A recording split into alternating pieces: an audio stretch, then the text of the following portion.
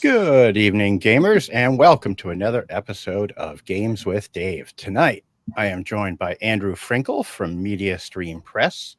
Andrew is close to launching a Kickstarter for his 5th edition compatible setting, Terra Incognito, which is a Pulp Fantasy 5e mod with dark magic and futuristic technology. It's a mashup of 80s cartoons, fantasy cartoons, comics, games, and RPGs. Welcome to the show, Andrew. I'm so glad to have you. Yeah, thanks for having me. My pleasure. Hopefully not last timer. Let's hope not. So really, I try to start out with a slow pitch. It doesn't always work. Sometimes I come in with a fireball to start, but I'm going to go easy on you.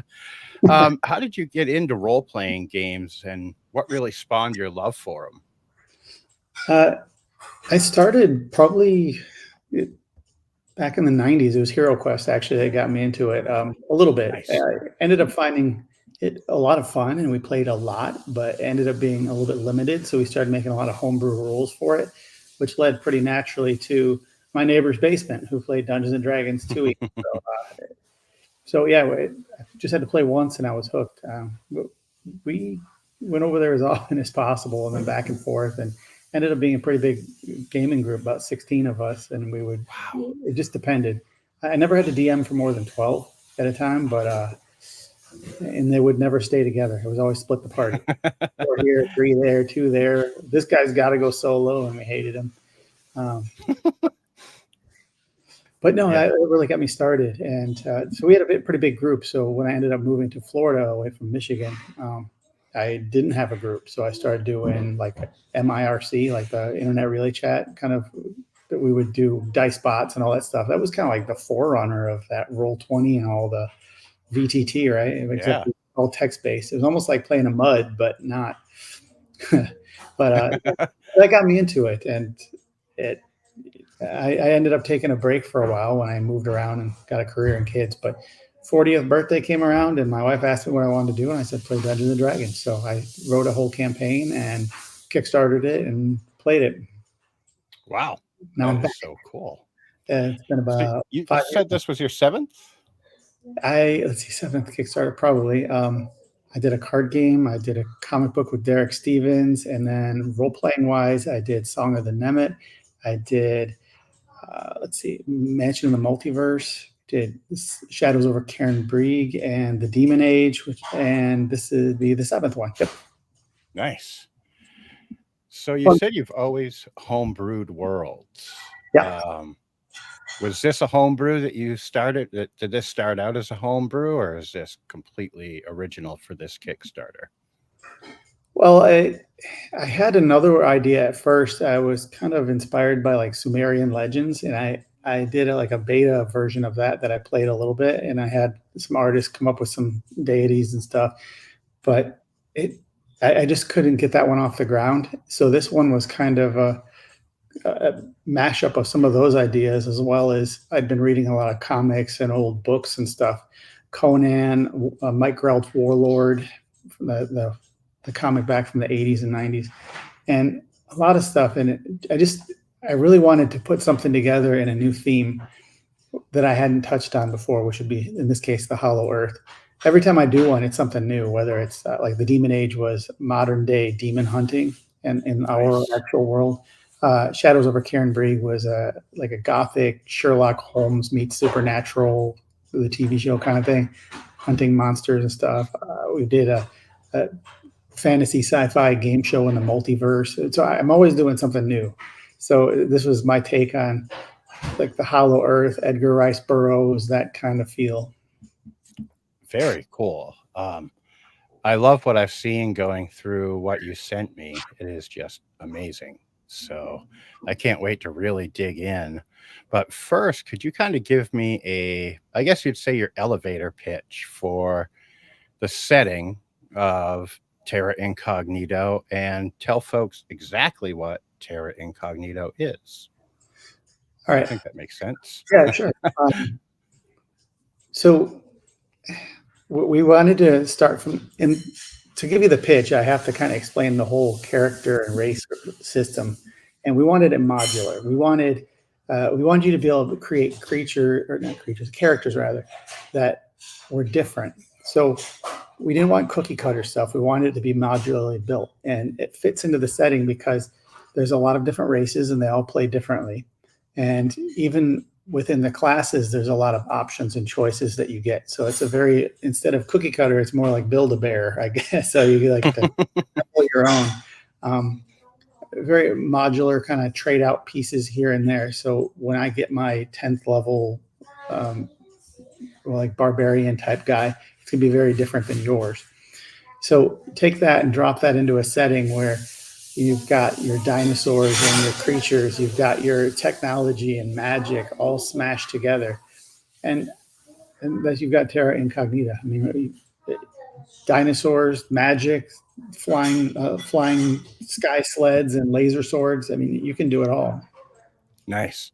So it sounds like a little bit of Thundar's even mixed in there when you said the laser sword. Oh yeah, the Thundar and the Sun Sword, wasn't it? Or was that Yeah. Galtar and the Sun Sword?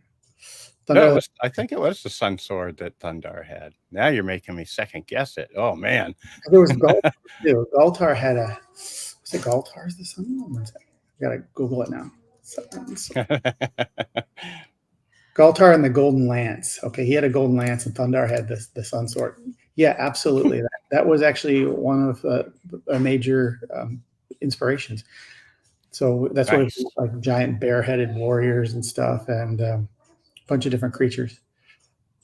They're one of my favorites, which we'll get to in a little bit. I looked at them and clickers, and I was just like, ooh, baby. Like, I can't wait to play one of them.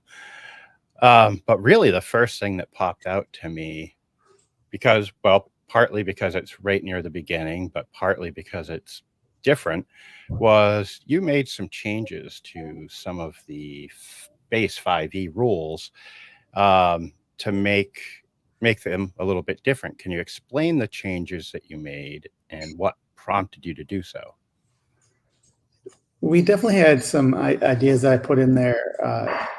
Some of them are just the critical hit rules. We added some of those to make them a little more deadly, dangerous, disabling. We wanted combat to be a little more interesting. We changed damage types slightly, not a lot. I changed thunder damage to sonic. I just couldn't handle it anymore. I just hated the idea of thunder damage. No, I changed a couple little things there, but most of the major changes were in the race and character system and how it was built. And I think that's important because we wanted them to play different. So, I mean, if you're playing one of the Ursus warriors, they're like a giant barbarian with a bear head, like in claws. We wanted them to play different than if you're playing a little squirrel folk guy. And as much as I like 5e and it's a great framework, my issue is that a lot of times the play becomes very similar other than a couple numbers. And I want, it is very like Star Trek-y in the way like, hey, I'm going to put different ears and a different forehead piece on, but it's still basically kind of a human. I didn't want that. So when you play a clickers, which is an insect type mantis folk, not all of them would necessarily look that way. You can change the way your character looks in that you're going to have more arms. Well, if you have more arms, you get more attacks. I want sensible stuff like that. If you grow wings, you can hover or fly. If you change two of your arms when you molt and they become like these arm blades, that changes the way you're going to be able to interact. You're not going to be able to hold normal weapons with those, but you get an upgrade to your unarmed damage with those. So we wanted each race to play a little different. And the same thing with the classes. So the classes end up playing pretty different as well. And I think those are the major changes we made over 5e. I mean, there's some definitely in the way we did creatures as well. But it just, for the setting, we didn't have like fiends. Fiends didn't make sense. So we created something different. Most of them are technically beasts or humanoids. I mean, that's just the way most of them worked. So you're not going to have the elementals and the sylvan creature or whatnot. Yeah, I agree. They would not make that much sense in this setting. I'm going to pop the slides up so we can show some folks. And that is a beautiful cover. So the whole design aesthetic of this was to have full art 2-page spreads. So, for example, this one is. Oh, I'll go back. Sorry. Creatures. Automatic. So this is one of the creatures. It's a special type of creature. So we added an extra size called Colossal.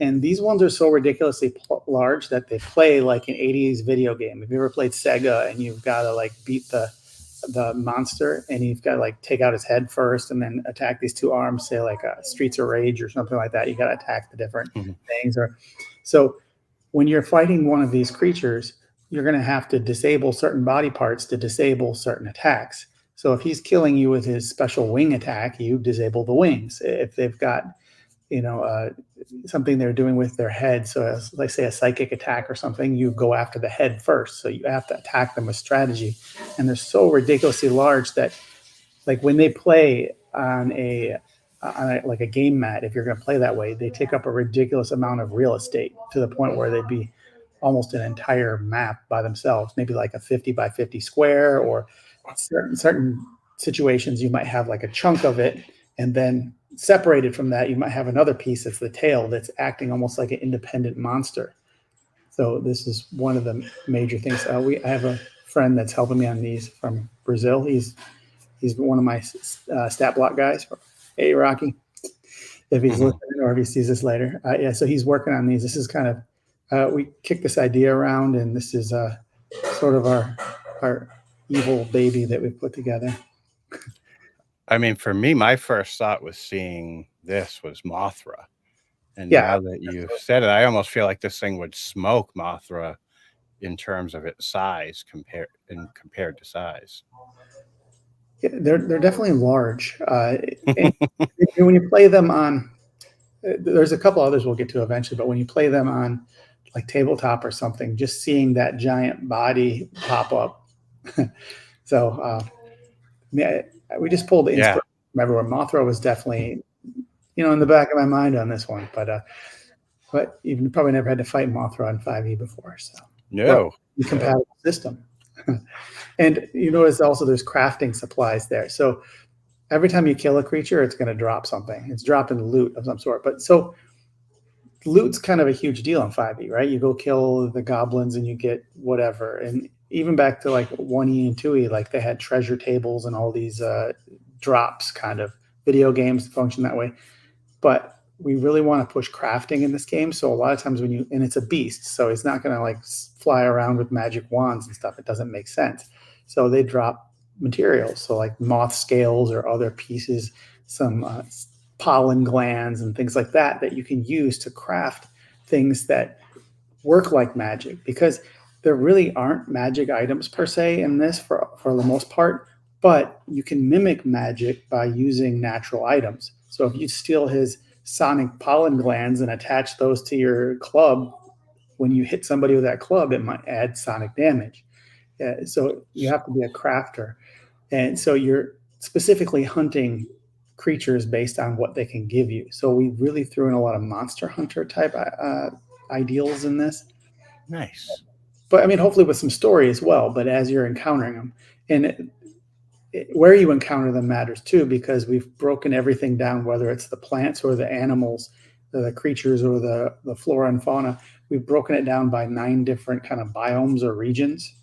So this one, because he's aerial, you could potentially find anywhere, but other ones you might only find in aquatic regions or in jungle or tropical, aquatic, the cold or Arctic, mountains and highlands. So we had the 9 different areas that we played with to design a different feel for each one.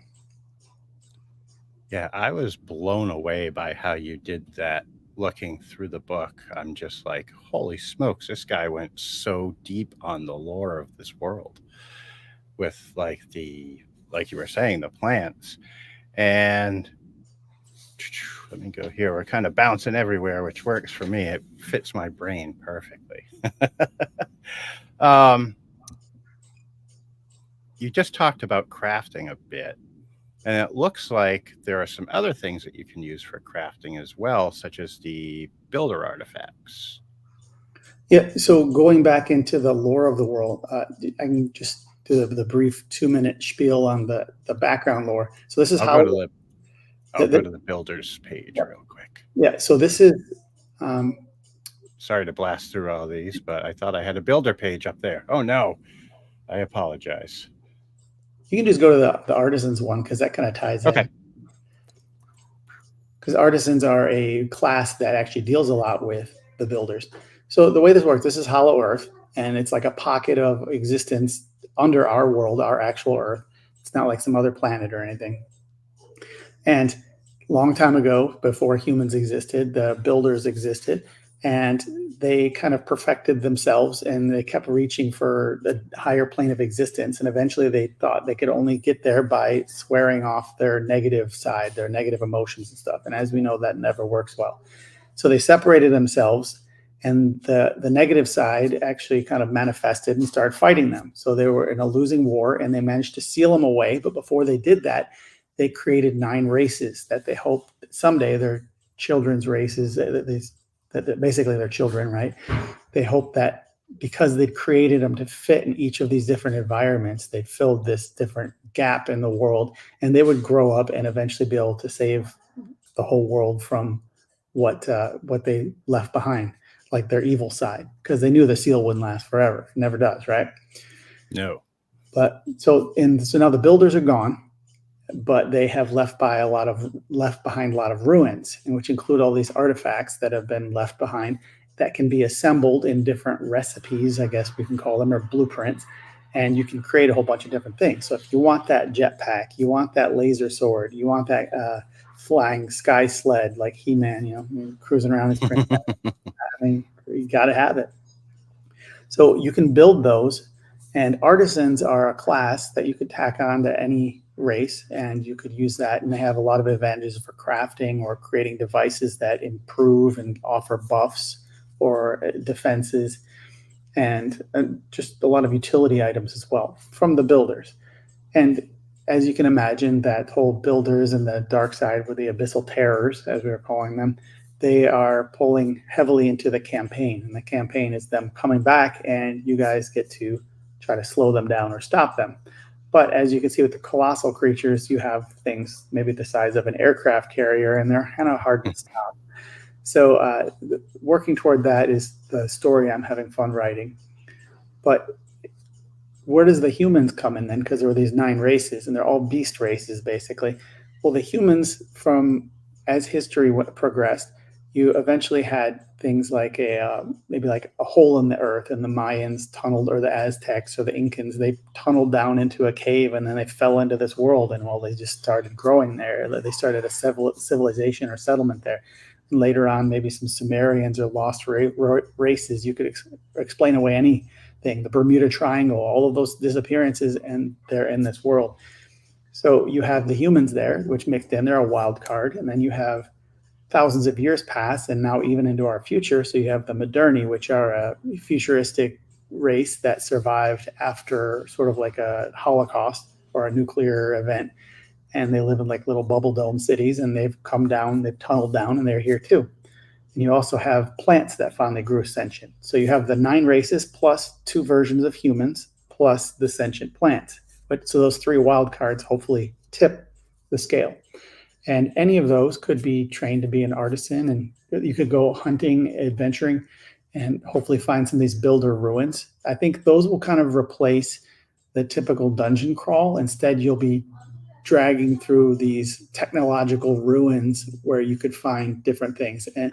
And we've got 9 major ruins, plus you can just have a smaller ruin, or maybe like a crashed craft or something that was buried half under a mountain that you can easily come up with different situations where you might encounter some of these builder artifacts. And I think building those and crafting is going to be a huge fun part of the game. Very cool. You mentioned the ruins. I'm assuming those are the temples. Yeah. So they were intended as, well, what might have been a city to the builders is regarded as a temple by their descendants, or what they left behind. And the temples actually work sort of as a projector of sorts. So even because the builders are dead and gone doesn't mean that they don't still interact. So they've kind of joined together, and they can manifest as these deities, which look kind of beast-like, and they each have a different zone or region. And pulling in the religion there, where you actually have a religion that that actually has some benefit or some payoff, I guess. So as you're doing different things, you can be granted these boons or bonuses and buffs or abilities temporarily from the deities. So certain races prefer one deity over the other because, well, if I live in the desert, I want the god of the desert and dust because that's the one that I see. That's the one that influences my region. So I think that's actually a key part to some of the storyline as well, where you can pull in some extra advantages to kind of turn the tide. It also allows a little of that DM intervention and Deus Ex Machina to maybe stave off the occasional TPK because combat's pretty brutal. we've changed a couple things, and it gets pretty ugly in a hurry. The numbers can jump up in a hurry. That's why we start actually at level 1. We start you with double max HP. So if you're a D10 race, you start with 2d10 maxed for level 1, plus your Constitution bonus, whatnot. So I think you just need a lot of hit points because you can deal a lot of damage, and so can the creatures. That is insane that you start with double max hit points. Another thing I noticed that you added was luck. Yeah. Which I thought was really neat.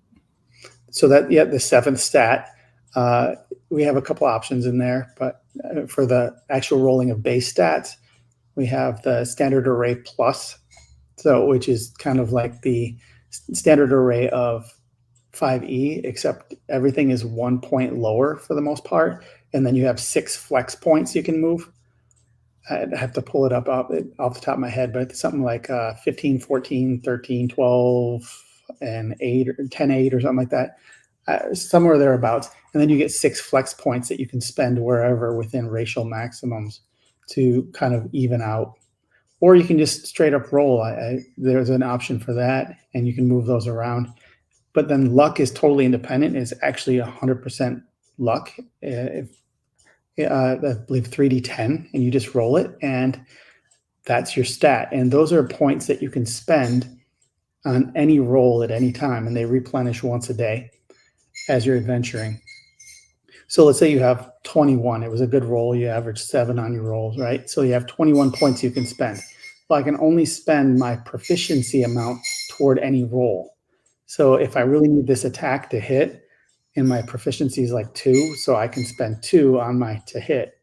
And then I really need that damage to hit 2, so I can spend another 2. So I can keep spending up to 2 at a time until my 21 points are all gone for the day. So they could definitely make a huge difference in one encounter, especially if you're burning through them. But I mean, if I have 4 attacks per round for whatever reason, I don't know if I want to spend 2, 2, 2, 2, and then add it to the damage too, because I mean, I can burn myself out in one round and then I have nothing. I might need a few points for that savings throw. So luck is just an extra fun thing you can throw in there. I mean, I guess you're going to average, well, in a 3d10, you're going to be around 18-ish points or so. That's so cool. You know, I got a question actually that just spawned in my head. Are you a big DCC fan? Because that's the only other game I've actually seen luck use like this, at least, that I've played. Dungeon Crawl Classics? Yes. I'm familiar with them. I haven't played any of them. I don't get a lot of chance to play. I'm behind the desk writing. I'm writing too much. I've done like a ridiculous amount of pages in the last 4 years. I think it's like 2,000 pages of content. Yeah, so I spend too much time at the desk and not enough time at the table. Yeah, and that's slowing down a couple of my projects that I need to play test more. So I've got actually play testers for this one, which is nice. I met a couple guys in New Jersey when I went for a convention up there, and just talked, and they jumped into the play testing for me. That was great. Always looking for play testers, and writers too. I would love to help with play testing because I am completely enamored with your world that you have built here. So, well, I'll get you my playtest pack. I think I already. I think before. I think it was in the link you sent.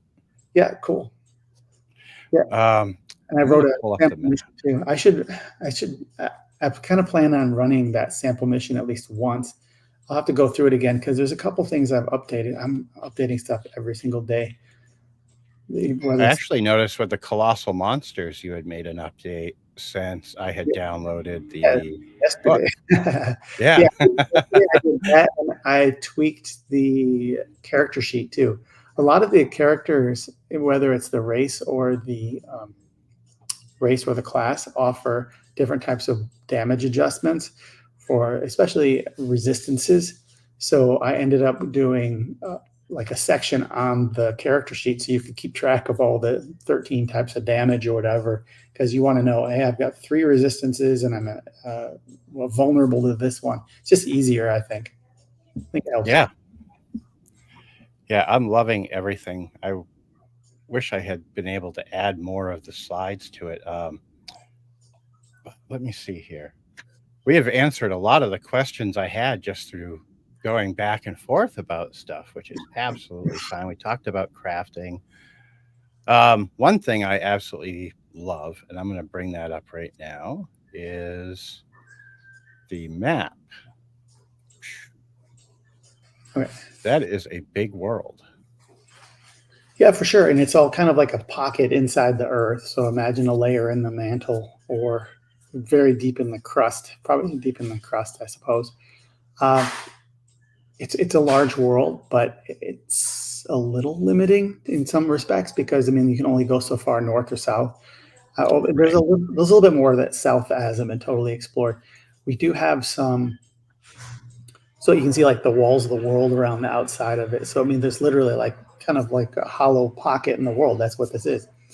It's not like an entire hollow world. Some people, when they think a hollow world, they think it's like a basketball where the entire inside is empty, and then or maybe there's like a little sun floating where the core is, and you're walking around the inside of the world.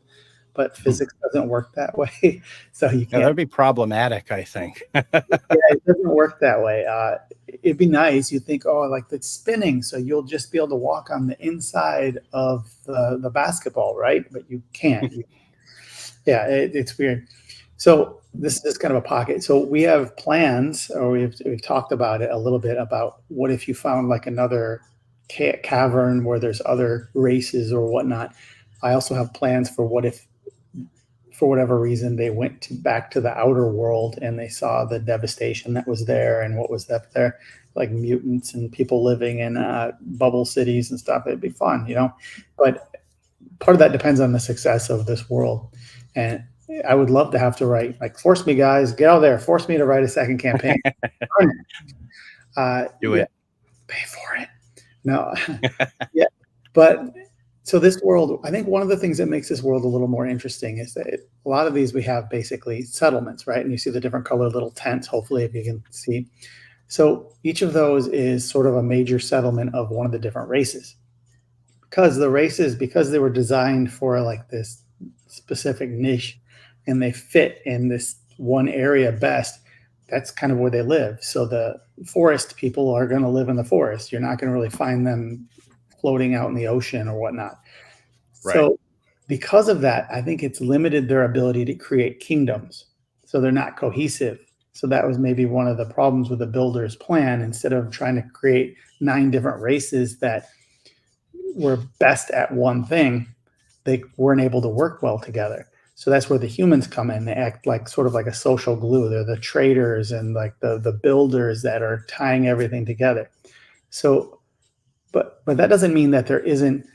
Say you're one of the Volans. You're a winged person. Maybe you look like an owl or a hawk or even a tropical bird. So maybe you live in the mountains. Maybe you live in like the jungle. That's fine. But there could be a reason why you're leaving your settlement, leaving your home. And we've got tables that you can roll on if you need that background story. Maybe you were exiled, or maybe some kind of disgrace, or you're looking for revenge. So we've got all these different options you can throw out there, or you had a vision and you want to go out. And that's where you go team up with some creatures of another race that live nearby. And there's definitely going to be some overlap between some of them. So like in the jungle, you could find 2 or 3 races. You might find like the Lacerda lizard folk and the Salamandrus, the amphibian kind of folk. And they probably have some strife now and then, but they generally keep to themselves. But the storylines and the stories that other DMs write are going to force them to move and get out of their comfort zone and explore and do things. Very nice. So that's I will different. actually.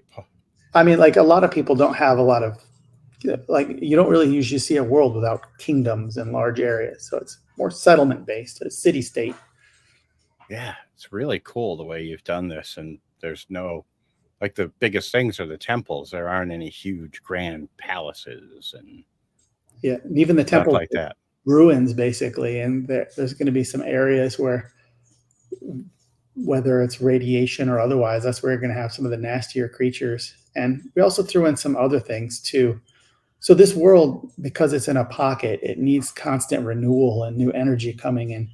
And so the builders had created these eggs that pop up now and then, like these giant orbs of energy that have to be protected and defended until they can hatch, and then that renews the life energy of that area for a while. So you can probably see how that would be troublesome if the dark side comes back and tries to start stealing those or stopping the process of renewal. But also being around them ends up being sort of like a soccer match where like this tribe wants to control it and there's a little bit of strife because they know that when it pops and they're going to get all these bonuses and these benefits for their people, at least for a year or months or however long it is. And they're called world eggs? No, the eggs of the gods. Eggs of the gods. Ah, dang it.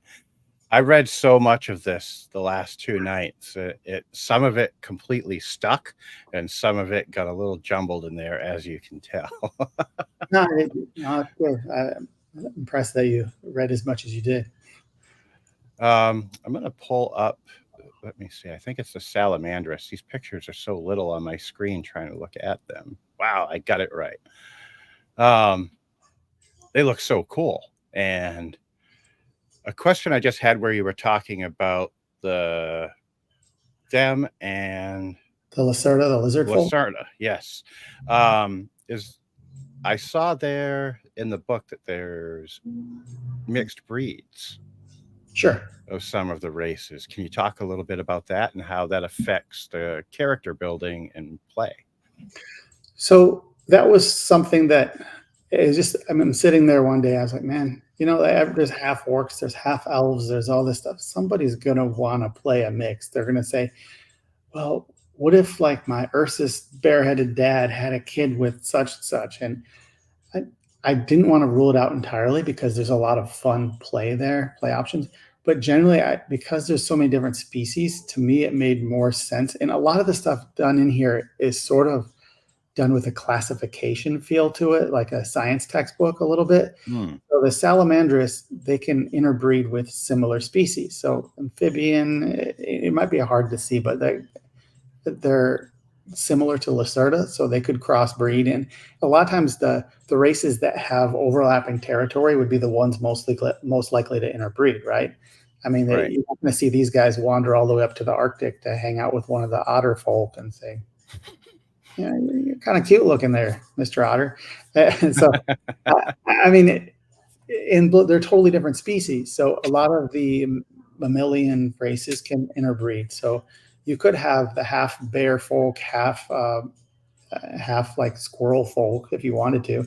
It'd probably be pretty funny because you go from like the 9-footers to like the 2-footers. So it's like the Chihuahua that has puppies with I don't know, an Irish wolfhound or something, or a Tibetan Mastiff or something. So I think the role play opportunity would be hilarious there because you'd be like this tough little tiny guy that you'd always look like a kid compared to the other ones, but you'd be small and fierce. And so yeah. But so we wanted similar races to do it, and certain races, so like the insectoids, the clickers, they just can't because they're so different. Same with the plant folk, the sentient plant folk. They can't. They're too different. But all the other ones have at least one other race they can intermix with. And when doing that, you're allowed to choose. There's some rules in there about choosing the limitations because each race has limitations. So when you go through, it's maybe a little like 1E and 2E in terms of Dungeons and Dragons, where not all races had all the options. And to me, I wanted that to make sense from a design standpoint. I'm not trying to limit people. It seems to make sense. So like the Salamandress being, they need water around them. They do. That's part of their identity. Or the Otterkin are much better in like Arctic areas than super warm areas. They're just because of what they are. Same with the Merfolk, the Piscus. They need to have water around them. So if you were to travel into the desert, you need to carry extra water. I want that to be a role-playing consideration, not necessarily a limitation. And all of those are optional, but so that each race has 6 limitations, and you're allowed to choose as many or as few of those as you want. But I always suggest 3 or 4 of them, because I think it offers role-playing opportunities, and it keeps you from being ridiculously overpowered, because there are definitely things that allow you to become overpowered, and that's the way it's designed. I mean, you can be a very one-trick pony type battle guy that just really lays out damage, but I mean, you're probably very limited in other playing aspects, and your DM will probably make you suffer for those things. Hopefully, made yourself such a one-faceted character, but maybe that balances out well in your party. So when you choose a mixed race, you get to choose from the limitations and the benefits of both races. And I think the DM would definitely have to have some conversations there, because I could see people abusing it and choosing the best of the best, and they stack really well together. Because I mean, there's definitely some multiplying effects. If you looked at some of them, I wanted to play a little bit like Magic the Gathering, where you can set up combos. So if you get certain abilities, and then as you go up different levels, you get the other abilities that works well with it, like a damage boost and extra attacks. Well, that pairs well together, right? So very cool. The more you tell me about this, the more we've got to get this to launch point, because I can't wait to see this brought to physical form and on my table. So it's going to be great. Yeah, we've been trying to get it out there. I've been working on this over a year now. We're getting a lot done. I work pretty quick, I guess. I have a team helping me on some of the sticky points. Like, I didn't want to create the 125 monsters by myself, so I had a team help me with that. I didn't want to do all 100 and such plants together. I've got a guy who did almost all of those. I showed him a few examples, and he ran with it, and he was just good. I mean, it's definitely a team effort there. But we put it together. I do layouts and a lot of the major story writing and concept stuff, and it just depends. Every project's different. There's certain ones where I'm able to sit back more, and there's more writing being done around the world. Even like I've got people who've been in Germany or Brazil helping me out. It's fun. Canada, so it's fun. But marketing is the hardest part. So I mean, I've written novels too, and like they don't get read. So and the same thing with the game. If the game doesn't get played, I mean, there's always that labor of love thing, right? But I want people to play it. Yeah, I would think folks are going to love this when they get their hands on it. I'm going to try to pop to one of the scenes with the flora, one of the spreads with the flora. See how that goes. Look at that. I'm on fire here today. And I was just blown away by how you did, how rich this is of, you've got your aquatic plants broken down by the biome, and then the woodland and jungle. And it's just, and I've got to say, my favorite was the hallucinogenic pollen. I read that, and I'm just like, I am unleashing that on somebody. This is like a savage world. So very much like cartoons and comics or even movies. Flash Gordon was a big influence too. When you have, I don't know, even a plant can be dangerous. You just walk up on it and you don't know what to do with it. So I want a setting where people they're not only fighting. I mean, obviously there's a lot of fighting for you're killing monsters to get their stuff so you can craft better equipment and kill more monsters better. But I want there to be other things about the world too that are dangerous. I mean, we've got or interesting or useful. It fits with the whole triangle of like action and crafting and like I don't know, suspense and danger. So I want to keep it interesting, but dangerous and fun too. I think you've really captured everything you want to do with this, man. It is stellar work. What was your favorite class to build? That's one thing that I was wondering of. Do you have a favorite, or is that like asking you which of your kids are your favorite? You're not supposed to have one, right?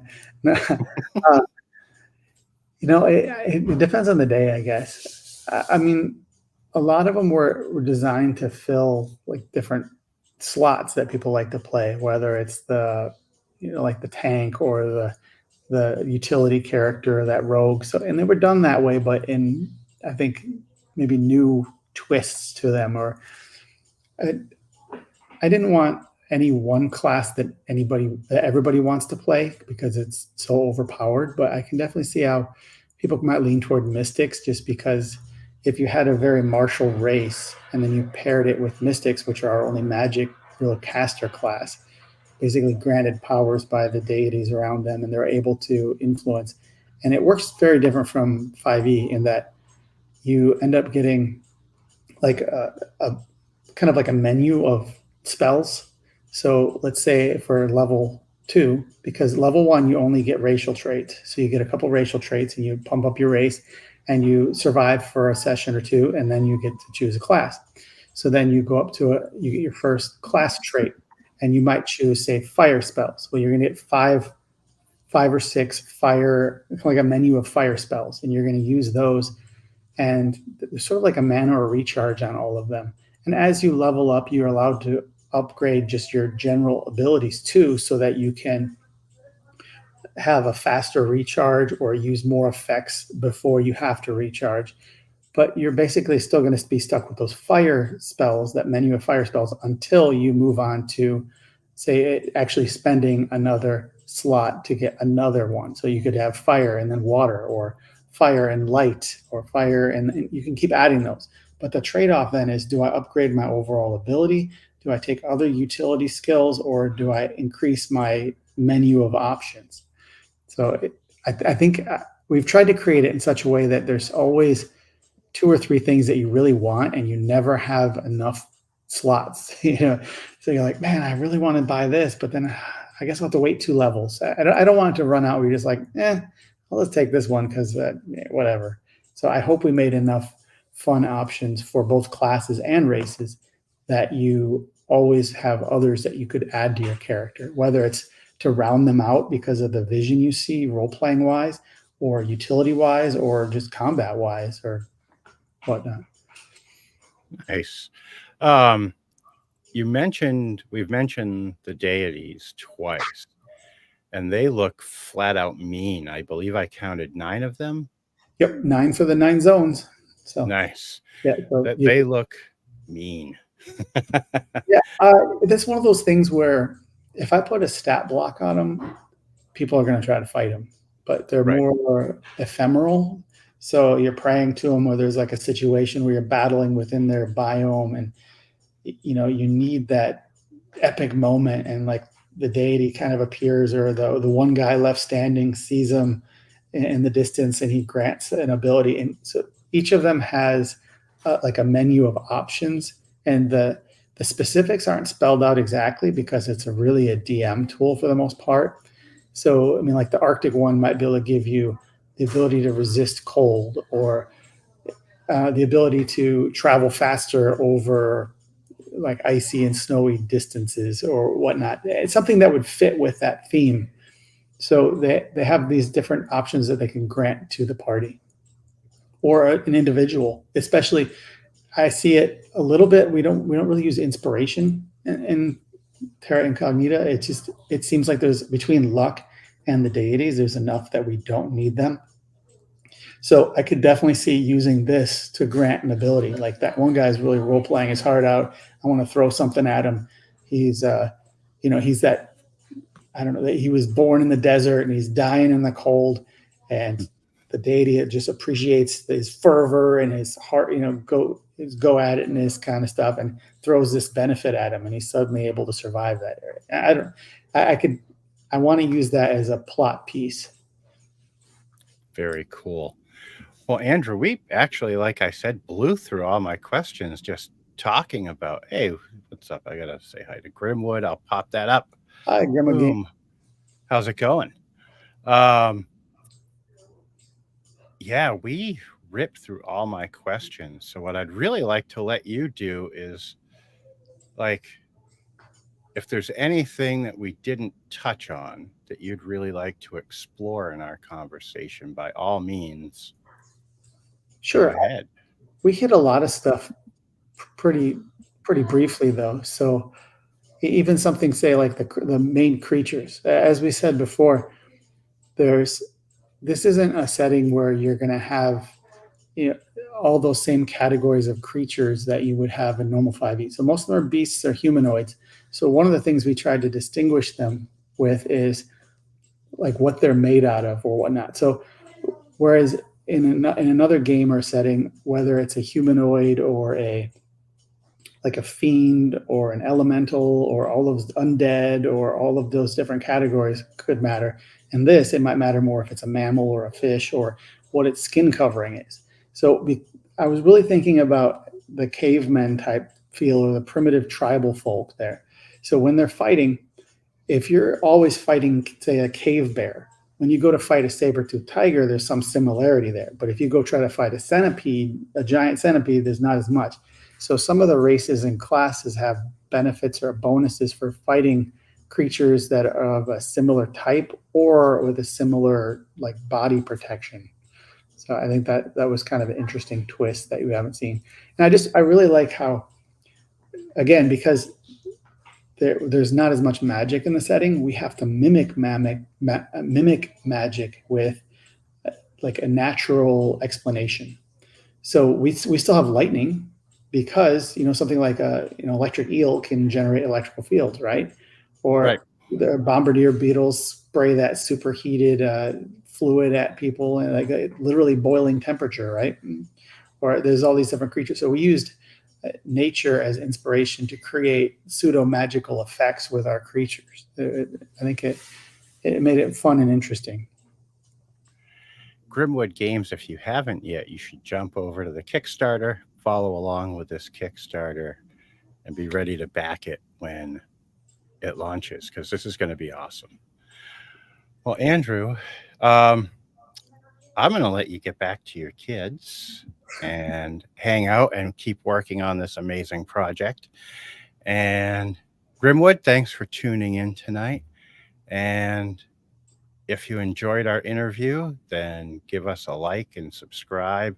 And I've got links to everything related to Andrew down below in the description. So be sure to check it all out. And folks, have a great evening. Thanks for having me. Thank you.